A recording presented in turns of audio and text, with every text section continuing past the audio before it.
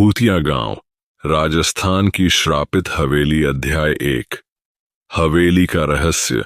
राजस्थान के वीरान गांव कुंडेरा में स्थित थी प्रतापगढ़ हवेली, जिसके बारे में गांव में कई डरावनी कहानियां प्रचलित थीं।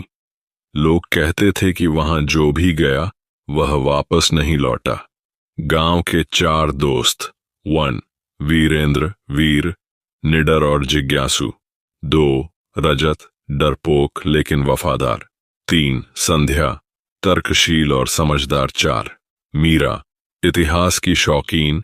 गांव के बुजुर्ग पंडित रामलाल ने बताया कि यह हवेली राजा प्रताप सिंह की थी और वहां उनकी बेटी चारुलता की आत्मा भटकती थी। वीर ने कहा, हमें सच पता करना चाहिए। गांव वालों ने मना किया, लेकिन चारों दोस्त आधी रात को हवेली में जाने के लिए तैयार हो गए। अध्याय 2। हवेली में पहला कदम। रात के अंधेरे में जब चारों दोस्त हवेली पहुंचे तो वहां गहरी शांति थी। जैसे ही उन्होंने दरवाजा खोला, एक तेज ठंडी हवा चली और दरवाजा अपने आप धड़ाम से बंद हो गया। रजत घबरा गया। भाई, यह सही नहीं लग रहा। मीरा ने देखा कि दीवारों पर अजीब चित्र बने थे जो एक कहानी बयान कर रहे थे। तभी फर्श पर खून के धब्बे दिखे। ये खून कैसा है? संध्या ने कहा। तभी सीढ़ियों से किसी के उतरने की आहट आई। अध्याय 3। मौत की परछाई। चारों ने देखा कि सफेद साड़ी में एक लड़की की परछाई सीढ़ियों से उतर रही थी। उसके बाल चेहरे पर थे और आंखें गहरी काली। तुम्हें यहां नहीं आना चाहिए था।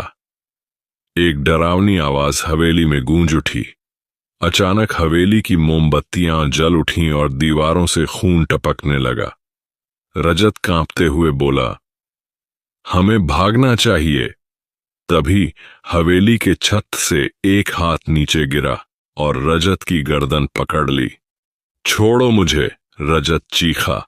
वीर ने झट से लकड़ी उठाई और उस हाथ पर मारा। हाथ गायब हो गया, लेकिन तभी जमीन पर एक भयानक चीख गूंजी। अध्याय 4। आत्मा का रहस्य। मीरा ने एक पुराना दस्तावेज उठाया और पढ़ा। चारुलता को उसकी सौतेली मां ने जिंदा दीवार में चुनवा दिया था। तभी दीवारों पर किसी ने नाखूनों से लिखा था, मुझे बचाओ। तभी चारुलता की आत्मा जोर से चीखी, मैं मुक्त होना चाहती हूं, लेकिन मेरे साथ और भी आत्माएं फंसी हैं। अध्याय 5। हवेली के अंदर छुपा दूसरा भूत। चारों दोस्त अब समझ गए थे कि केवल चारुलता ही नहीं, बल्कि हवेली में कुछ और भी था। एक दूसरी आत्मा जो और भी ज्यादा खतरनाक थी। संध्या ने कहा, हमें इस हवेली की पूरी सच्चाई जाननी होगी। चारों ने तहखाने में जाने का फैसला किया। जैसे ही वे तहखाने में पहुंचे, वहां मिट्टी में दबे कई कंकाल दिखे। यह क्या है? रजत ने डरते हुए कहा। मीरा ने एक कागज उठाया जिसमें लिखा था, जो भी चारुलता की आत्मा को मुक्त करने आएगा वह खुद श्रापित हो जाएगा। तो हम यहां से कभी नहीं निकल पाएंगे, वीर ने कहा। तभी एक भयानक परछाई तहखाने में प्रकट हुई। अध्याय 6। मौत का जाल। वह परछाई कोई और नहीं बल्कि चारुलता की सौतेली मां की आत्मा थी। मैंने चारुलता को मारा, अब मैं तुम सबको भी मारूंगी। अचानक दीवारों से लाल धुआं निकलने लगा और हवेली कांपने लगी। चारों दोस्त जमीन पर गिर पड़े।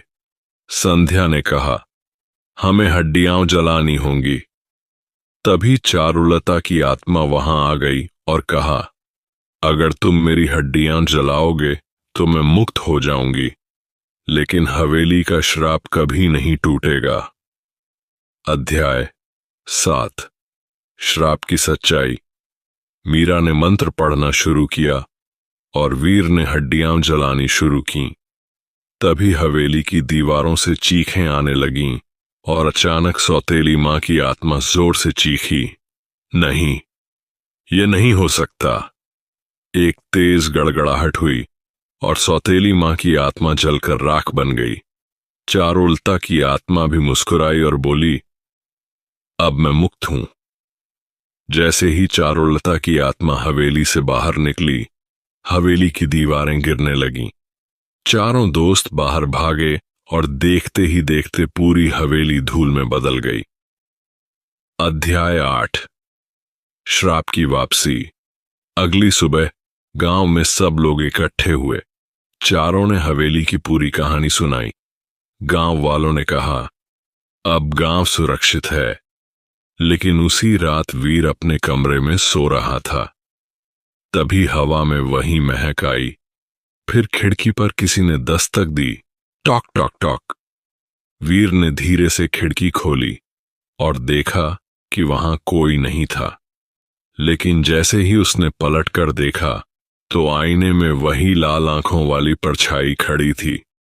तुमने सोचा कि सब खत्म हो गया, लेकिन यह सिर्फ एक नई शुरुआत है। अध्याय 9। अंतिम रहस्य। अब वीर को समझ आ गया कि हवेली का श्राप खत्म नहीं हुआ था। अगली सुबह जब वीर ने संध्या, मीरा और रजत को यह बात बताई तो उन्होंने इसे सिर्फ एक बुरा सपना समझा। लेकिन जब संध्या ने अपनी खिड़की खोली तो वहां कीचड़ से लिखा था, श्राप अब तुम्हारे साथ रहेगा। रजत ने जैसे ही अपना दरवाजा खोला तो बाहर एक पुरानी चूड़ियों की जोड़ी रखी थी। मीरा के आईने में धुंधला सा चेहरा दिखाई दिया, जिसने धीरे से कहा, अब तुम भी इस कहानी का हिस्सा हो। तभी चारों ने एक साथ सुना, तुम कभी इस श्राप से बच नहीं पाओगे। अध्याय 10। श्राप की सच्चाई का खुलासा। वीर, संध्या, मीरा और रजत अब समझ चुके थे कि हवेली का श्राप अभी भी खत्म नहीं हुआ था। लेकिन वे यह नहीं जानते थे कि यह श्राप अब उनके साथ ही चल चुका था। रात होते ही वीर के घर में अजीब घटनाएं होने लगीं। खिड़कियां अपने आप खुलने और बंद होने लगीं। पानी में किसी ने लाल रंग मिला दिया। आईने में अनजानी परछाइयां दिखने लगीं। इसी तरह रजत, संध्या और मीरा के घर में भी कुछ न कुछ अजीब हो रहा था। संध्या ने कहा, हमें इस श्राप का असली कारण जानना होगा। मीरा ने गांव के एक पुराने पुजारी भैरवनाथ जी को बुलाया, जो तंत्र मंत्र और आत्माओं के बारे में जानते थे। उन्होंने कहा, चारुलता की आत्मा मुक्त हो गई, लेकिन हवेली में बंद बाकी आत्माएं अब तुम्हारे साथ चल रही हैं। वीर चौंक कर बोला, तो हमें क्या करना होगा? भैरवनाथ ने एक मंत्रोच्चार करते हुए कहा, तुम्हें उस जगह पर जाना होगा जहां यह श्राप पहली बार शुरू हुआ था। अध्याय 11। श्मशान की सच्चाई। भैरवनाथ ने बताया कि हवेली के पीछे एक पुराना श्मशान था, जहां प्रतापगढ़ राज्य के कई निर्दोष लोगों को जिंदा दफना दिया गया था। रात के 12 बजे चारों दोस्त और भैरवनाथ उस श्मशान में पहुंचे। वहां की मिट्टी अब भी काली और ठंडी थी। भैरवनाथ ने मंत्र पढ़ना शुरू किया। तभी जमीन के नीचे से सैकड़ों आत्माएं बाहर निकलने लगीं। कुछ आत्माओं के चेहरे जल चुके थे, कुछ की आंखें निकल चुकी थीं, कुछ रोती और चिल्लाती हुई चल रही थीं। रजत डर कर पीछे हट गया। हमें भागना चाहिए, लेकिन वीर ने हिम्मत दिखाई और भैरवनाथ के साथ मंत्र पढ़ने लगा। तभी अचानक चारुलता की आत्मा भी वहां आ गई। चारुलता ने कहा, यह सब मेरी वजह से हुआ। मुझे इन आत्माओं को भी मुक्त करना होगा। अध्याय 12। अंतिम बलिदान। चारुलता ने अपने हाथों से मिट्टी हटानी शुरू की और उसके नीचे से पुरानी हड्डियां बाहर निकलीं। भैरवनाथ ने कहा, इन हड्डियों का अंतिम संस्कार करना होगा। लेकिन तभी हवा में भारी कंपन हुआ और एक दैत्याकार काली परछाई प्रकट हुई। तुमने मेरा राज खोल दिया, अब तुम सब मारे जाओगे। यह परछाई कोई और नहीं, बल्कि हवेली के श्राप का असली कारण प्रतापगढ़ का मुख्य तांत्रिक कालदेव था। वीर ने पूछा, तू कौन है? कालदेव ने हंसते हुए कहा, प्रतापगढ़ के राजा ने मुझे धोखा दिया था, इसलिए मैंने उनके पूरे वंश पर यह श्राप लगाया था। चारुलता चिल्लाई, लेकिन तेरा बदला पूरा हो चुका, अब यह श्राप हटा। लेकिन कालदेव ने कहा, अब यह श्राप खत्म नहीं होगा, बल्कि और बढ़ेगा। अध्याय 13। आखिरी यज्ञ भैरवनाथ ने जल्दी से एक रक्षा चक्र बनाया और सबको उसके अंदर बुलाया। कालदेव गुस्से से आग उगलने लगा, लेकिन वह चक्र के अंदर नहीं आ पा रहा था। भैरवनाथ ने कहा, हमें एक बलिदान देना होगा। मीरा ने कहा, पर किसका? चारुलता ने धीरे से कहा, मेरा। संध्या चौंक गई। नहीं, ऐसा मत कहो। चारुलता ने कहा, अगर मैं अपनी आत्मा स्वेच्छा से इस अग्नि में समर्पित कर दूं तो यह श्राप हमेशा के लिए खत्म हो सकता है। वीर ने कहा, नहीं, कोई और रास्ता होगा।